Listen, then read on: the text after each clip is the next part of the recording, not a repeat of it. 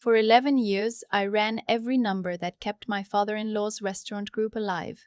Now his son was sitting across from me at the same table where I'd helped them survive a pandemic, telling me my services were no longer needed. Because his new wife had a business degree. "You can finish out the week," my husband said, not quite meeting my eyes. I slid my key card across the table. "You'll want to call your vendors by noon tomorrow. After that, the supplier portal locks."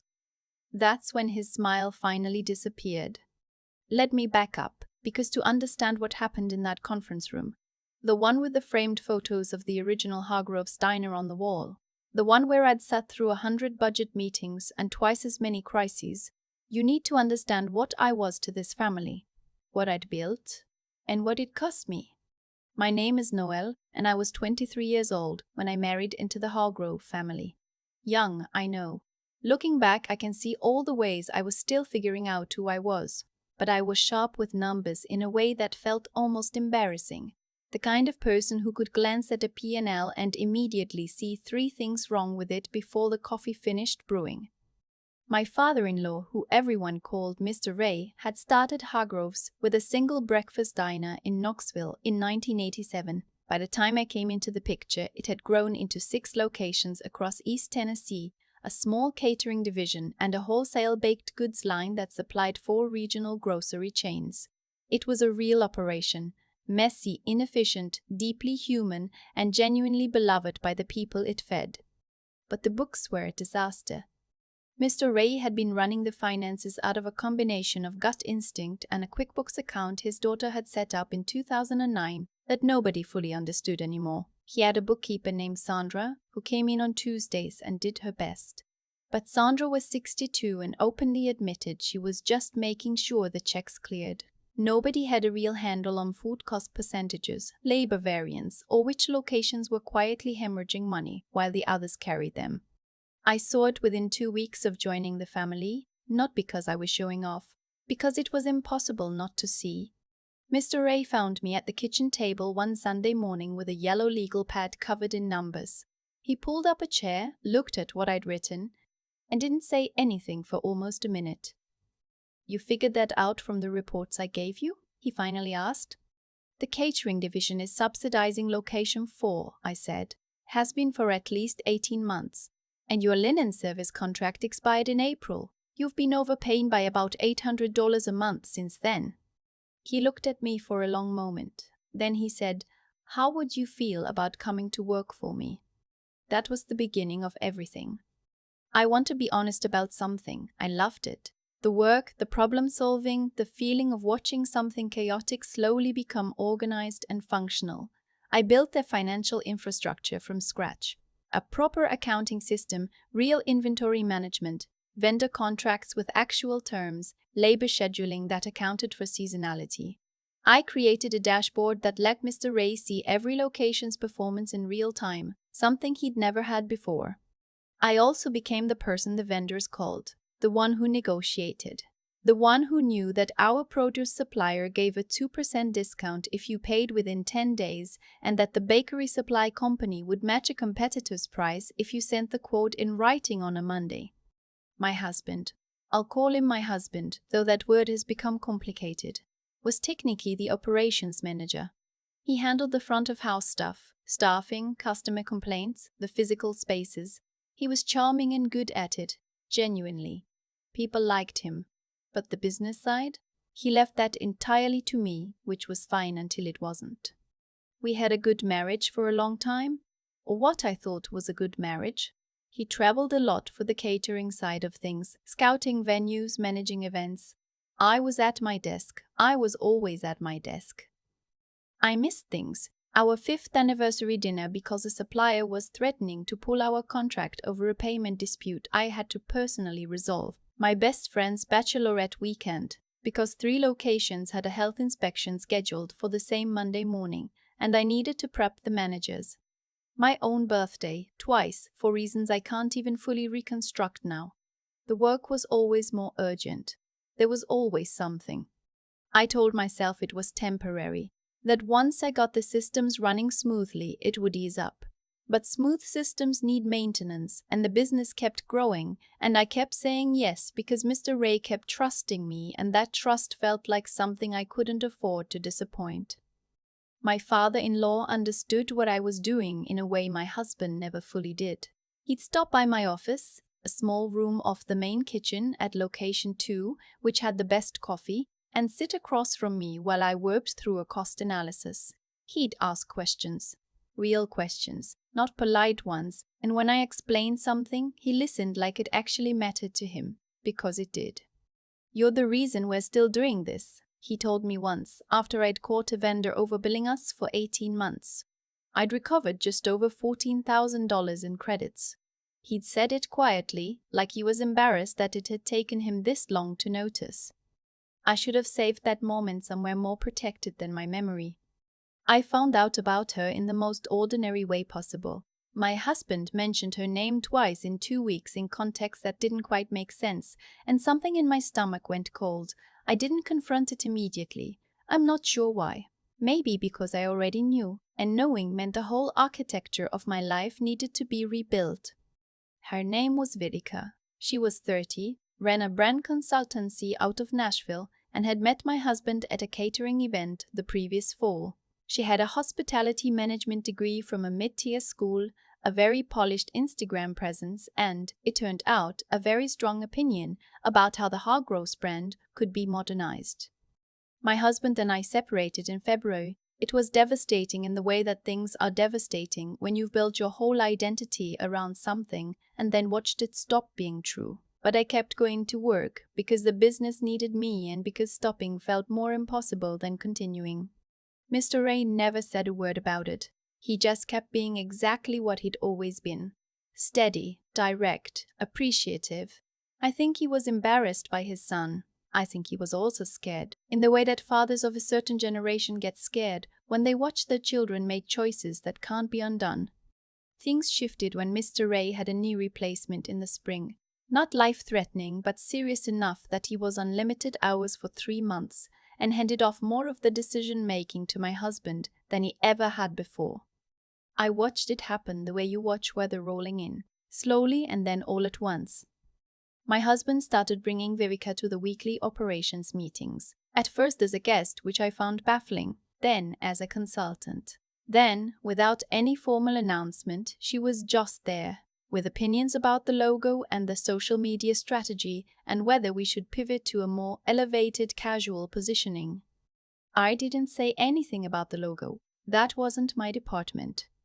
But when she started talking about the supplier relationships, suggesting we drop our primary produce vendor for a more curated local option she'd found, I pulled out the numbers. The alternative she was proposing would cost us an additional $62,000 per year across the 6 locations, based on the quotes I'd already requested. "That's a big difference," Mr. Ray said, looking at my spreadsheet. Vivica smiled the way people smile when they think you're being deliberately difficult. "The brand story is worth the investment." "The brand story doesn't pay our vendors," I said. The meeting ended awkwardly. That was the beginning of the end of my being listened to. Over the next 2 months, I watched decisions get made without me, not all at once, gradually. My husband started having conversations with the location managers that he used to loop me in on. Vivica started attending vendor calls. She sat in on the meeting with our bakery supplier, which I'd arranged and prepared for, and spent 15 minutes talking about storytelling opportunities, while the rep looked at me with a particular expression of a person who cannot figure out what is happening. I kept doing my job. I kept the books clean, the systems running, the invoices paid, but I could feel the ground changing under me. The calendar invite came on a Thursday morning. "Check in with Ray and Trent," it said. Trent was what I called my husband, privately.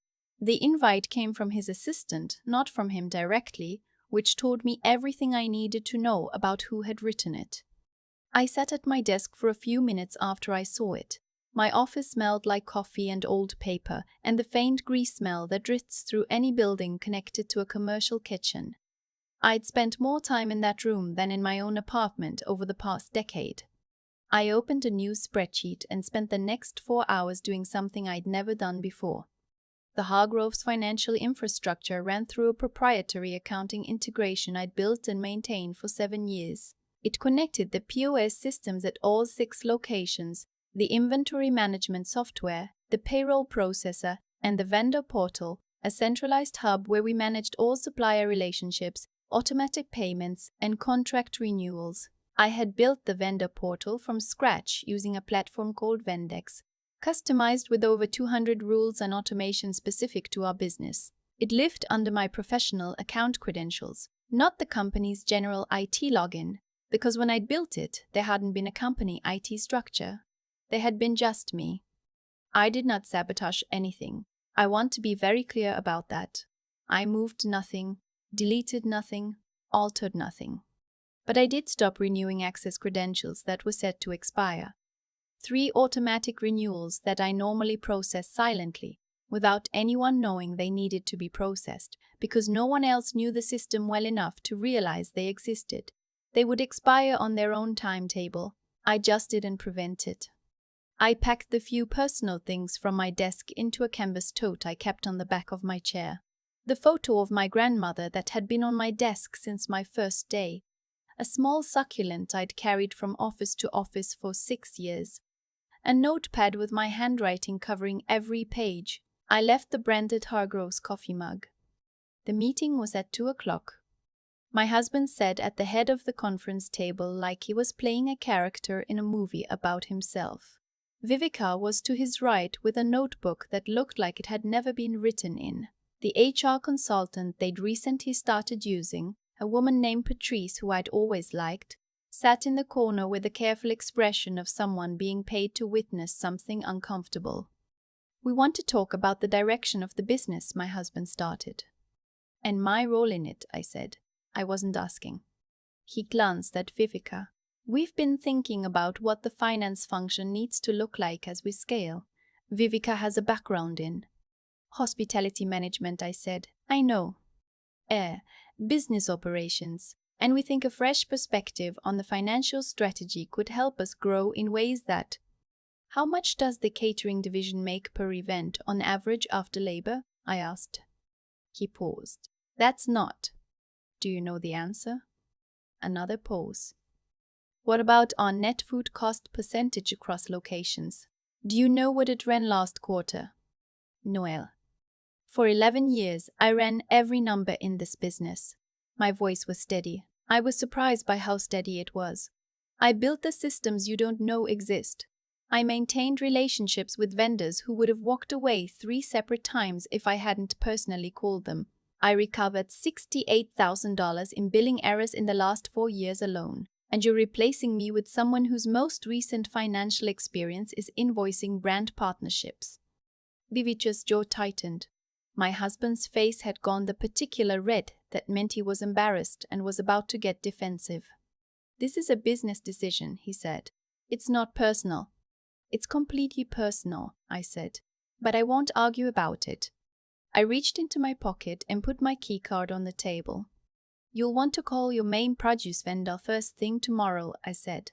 "The contract auto-renews on Friday, but there's a 60-day rate lock attached to the current terms that I've been manually maintaining. If you don't call them by noon, you'll lose it and pricing goes to market rate.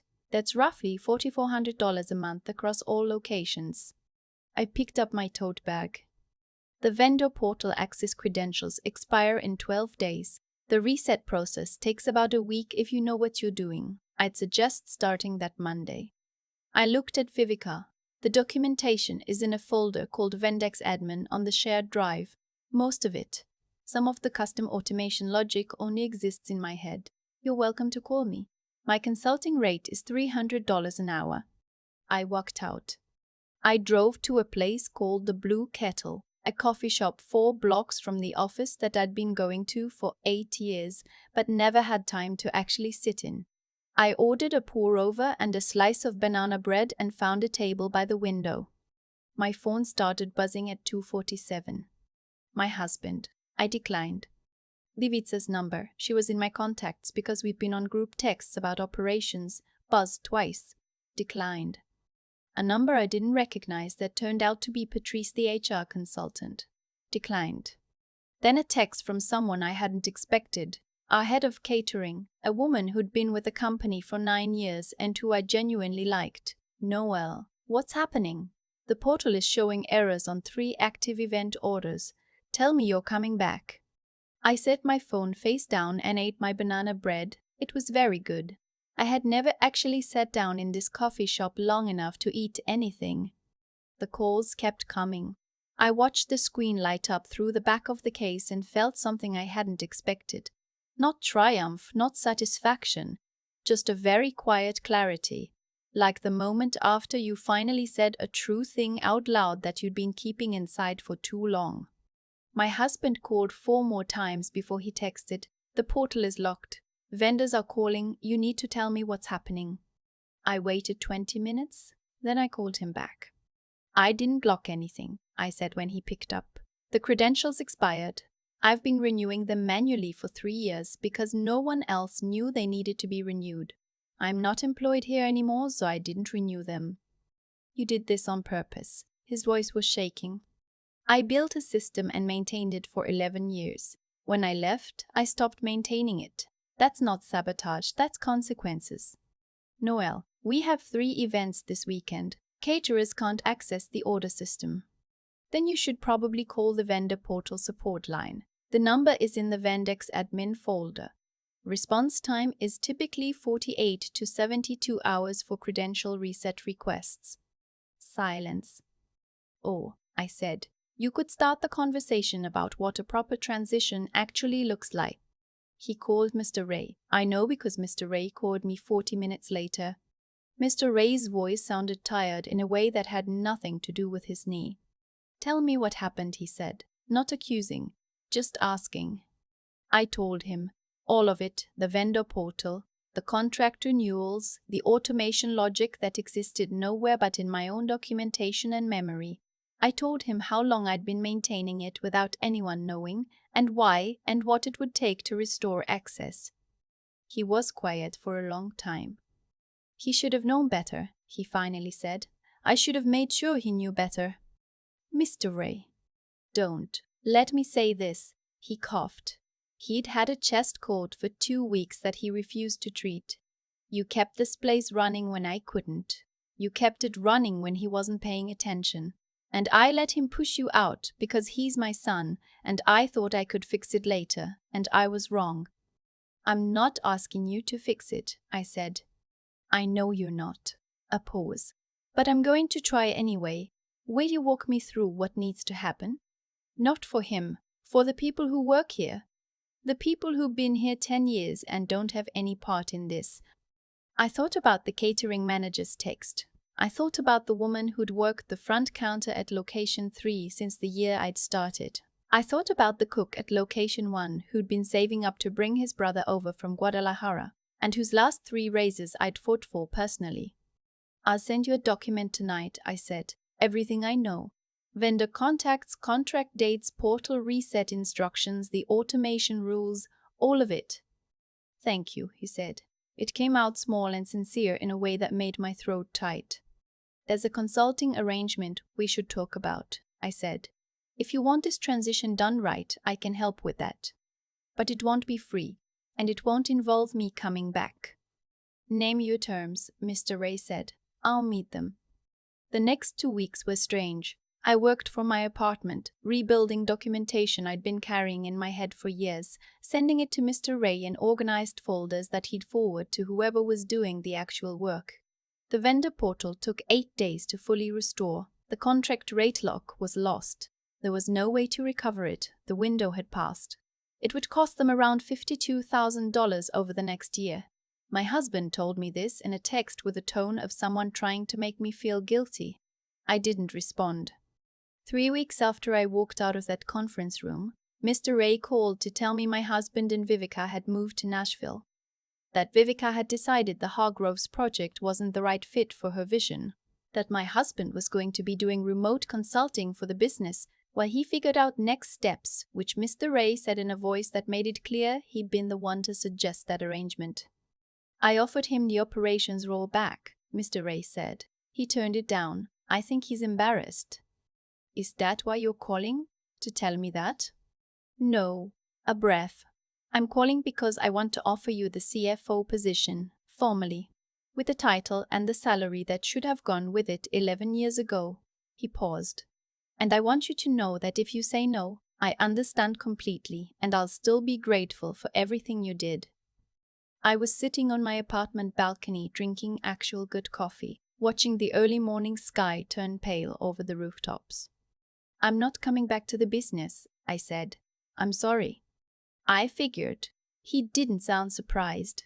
Then I hope you'll let me be a reference. Whoever hires you is getting the best financial operator I've ever worked with. I appreciate that. Are you okay? He asked. It was such a simple question, the kind people ask without meaning much by it. But from him that morning it landed differently. I'm getting there, I said honestly. I took a position as Director of Financial Operations at a regional hotel group 2 months later. 12 properties across 4 states.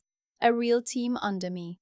3 people who actually knew what they were doing and wanted to learn more. A salary that was 60% higher than what I'd been making at Hargroves, with an actual title and documented responsibilities, and the boss who sent me a Slack message on my first day that said simply, "We're glad you're here. Build whatever you need." I walked regular hours. I'm genuinely regular. I left by 6 most evenings. I took my lunch break. I turned off notifications on weekends. The first Saturday I spent an entire afternoon just walking around my neighborhood without looking at my phone. I felt almost disoriented by it, like I'd forgotten how to exist outside of urgency. I called my mom more. We drifted in the years I'd been consumed by the business. The way relationships drift when one person is always too busy to return calls promptly. She'd ask how I was, and I'd say fine, and she knew I wasn't, and neither of us had the time or energy to get into it. Now we talked for an hour on Sunday mornings, about nothing important. Her garden, a book she was reading, the neighbor's new dog. I learned to be interested in things that had nothing to do with operational efficiency. I went to therapy for the first time in my life, which I'm embarrassed to admit I'd been avoiding for years because I told myself I didn't have the time. My therapist, a woman with very calm eyes and a direct manner I respected, pointed out in our 3rd session that I had organized my entire sense of self-worth around being indispensable. "What happens when you're not needed?" she asked. "I don't know," I said. "I've never tried it." That was true and not true at the same time. I knew what it felt like to not be needed by the Hargrove family anymore. It felt like falling off a cliff and discovering, on the way down, that you could fly. Hargroves didn't close. I want to be clear about that because I think some part of me had expected some version of total collapse and it didn't come. Mr. Ray brought in a real CFO, a woman named, well, it doesn't matter. She was competent, she stabilized things. Lost 2 locations over the next year, which had been marginally profitable at best, and the wholesale baked goods line, which had been a passion project more than a business. But the core 4 locations survived. The catering division survived. The people I'd cared most about kept their jobs. My husband sent me a message about 8 months later. Not an apology exactly, more of an acknowledgement. He said he'd spent some time thinking about the last few years of our marriage and he understood now that he'd taken for granted things he shouldn't have. That it wasn't fair. He didn't ask for forgiveness. He just said it, plainly, and I think he meant it. I read the message twice. I didn't respond right away. I sat with it for a week before I wrote back. "I appreciate you saying that. I hope you're okay." That was all. There wasn't anything else to say. Not because I was still angry. The anger had faded into something quieter and more complicated. A low-grade grief for the version of my life I thought I was building. But because I realized I didn't need anything from him anymore. Not the apology, not the recognition. I'd stopped needing it somewhere along the way without fully noticing when. What healed me wasn't any single moment. It was accumulation. The first weekend I slept past 7 without feeling guilty. The first time a vendor called to compliment a deal I'd negotiated and I took the compliment without deflecting it onto the team. The first honest conversation I had with my therapist about how much of my identity had been wrapped up in being the one who knew things that no one else could know. That's the thing about making yourself irreplaceable. It feels like power.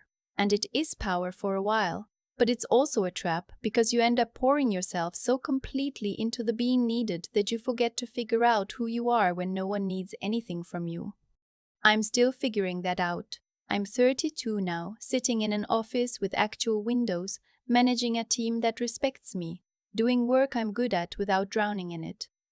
I've started taking a ceramics class on Thursday evenings, which I'm terrible at and genuinely enjoy. I've been on 3 dates in the last 6 months, which is 3 more than I went on in the last 4 years of my marriage. Last month, I got a call from an industry contact asking if I'd speak at a hospitality finance conference in Chicago. Something about the intersection of institutional knowledge and operational risk. I said yes. I stood at the podium and looked out at a room full of controllers and CFOs and operations managers, and I said, the most dangerous thing you can do to your business is build your financial infrastructure in someone's head and then forget to value the person whose head it lives in. Not because they'll sabotage you. Most people won't. Most people are trying to do the right thing. But because people leave, and when they leave, they take with them everything that was never written down. The applause was longer than I expected. Afterward, a woman about 10 years older than me came up and shook my hand and said she'd lived a version of the same story and hadn't known what to do with it. We got coffee and talked for 2 hours, and I drove back to my hotel feeling something I hadn't expected. Not vindicated, exactly, just seen. I still think about the Hargroves sometimes, the way the original diner in Knoxville smells in the early morning, like coffee and biscuits, and the particular warmth of a kitchen that's been running for decades. The sound of Mr. Dory, Ray's voice when he said you're the reason we're still doing this, back when I was young enough to believe that being essential meant being protected. I learned better. I learned that essential and protected are not the same thing, and that the people who depend on your expertise are not always the same people who will fight for you when it matters. But I also learned that you can rebuild, that the expertise doesn't disappear just because the context does, that what you know how to do follows you out the door and into whatever comes next. I am better at my job now than I have ever been. I am also, for the first time in my adult life, a person who exists outside of it. It turns out those two things don't cancel each other out. It took me 11 years and one key card on a conference table to figure that out. But I got there. There's a moment I keep coming back to. Not the key card on the table. Not the vendor portal locking. Not even the phone calls I declined while eating banana bread at a coffee shop I'd never had time to sit in before. The moment I keep coming back to is earlier than all of that. It's me at 23, sitting at a kitchen table covered in yellow legal pad paper, doing math that nobody asked me to do, for a family that wasn't fully mine yet. That was the first choice, and every choice after it grew from that one. I used to think what happened to me was unfair. It was. But unfair doesn't explain it completely. The fuller explanation is this. I spent 11 years making myself so essential that I forgot to make myself visible. I kept the knowledge in my head instead of demanding it be recognized in writing. I accepted gratitude in place of protection. And when the person who understood my value was sidelined, I had no defense left except the leverage I'd accidentally built. That's the part that took me the longest to sit with honestly. Not what my husband did, not what Vivica represented, but what I had allowed by staying so quiet for so long. Real integrity. The kind that actually holds up isn't just about doing good work. It's about being honest about what your work is worth and requiring that honesty from the people around you. Mr. Ray saw it. He said it out loud once and then let years pass without formalizing it. And I let him, because I was afraid that asking for more would mean I trusted the work less. That was a mistake I won't make again. The intelligence piece, and I mean real intelligence, not just being good at spreadsheets, is knowing the difference between being trusted and being protected. I was trusted completely. I was not protected at all. Those felt like the same thing for a long time. They are not the same thing. Understanding that distinction earlier would have changed a lot. it might have changed everything. And then there's the part about not giving up, which sounds simple until you're sitting in a half-empty apartment at 31 with a marriage ending and a career in limbo, and the only thing you have is the certainty that you know how to do something valuable. I got up. I documented everything I knew. I sent it to Mr. Ray not because it helped me in any legal or financial way, but because 400 people depended on that business and I couldn't live with myself if I let my own anger cost them. That choice, the one where you do the right thing even when you're in pain, is the one that let me walk into every room afterward with my head clear. I'm not the same person who slid that keycard across the table. She was still performing a little, still needing them to understand what they were losing. The person I am now doesn't need that. What I built follows me. What I know doesn't disappear because someone stopped valuing it. And the life I was too busy to build for 11 years turned out to be available the whole time. I just had to stop making myself indispensable to everyone else before I could start showing up for myself. That's the thing I tell anyone in a room like that conference room. You are not the job. The job is something you do. It is not the whole of what you are. And the sooner you know the difference, the sooner you stop letting people trade on the confusion.